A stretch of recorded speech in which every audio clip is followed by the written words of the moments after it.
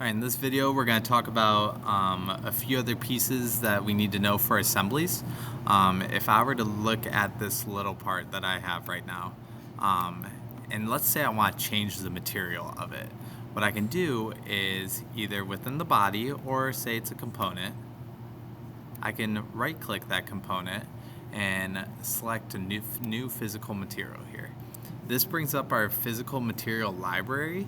And let's say we want it to be like some sort of wood. So I want it to be mahogany, for instance. I would then click and drag that material onto the actual part. So if I do that and hit close, you'll notice that now it is mahogany. If you ever have two objects here, so let's say we had this another cylinder here next to this part, and I want to make this a component as well, you'll notice that I can make it a component under body, and now I have them both listed. If ever I need to edit just one component or activate it, that's what you do right here to the right. If I were to activate it, that grays out and makes the other one transparent so it sees what you're focusing on if you want to edit and do manipulations to this part. If ever you want to bring it back to the full part file, then you can activate the full thing and it'll highlight everything again.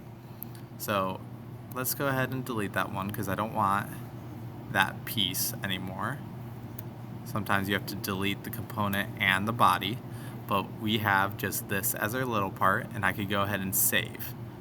Notice here that I have an assembly already made where I have this big cylinder and this little part here put together using a joint. So I'm going to go ahead and open that file. You'll notice that it's a different material. It's not quite the same dark material that we were using here. It's a different wood, one from a prior build.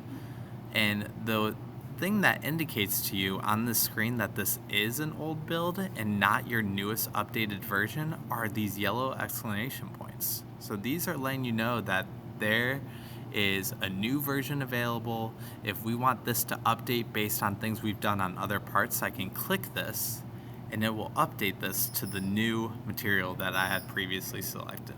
So clicking that update yellow exclamation point lets you update the assembly as a whole. If ever I wanted to bring this now into an exploded view, now that I have it all assembled together, I can choose animation under design here.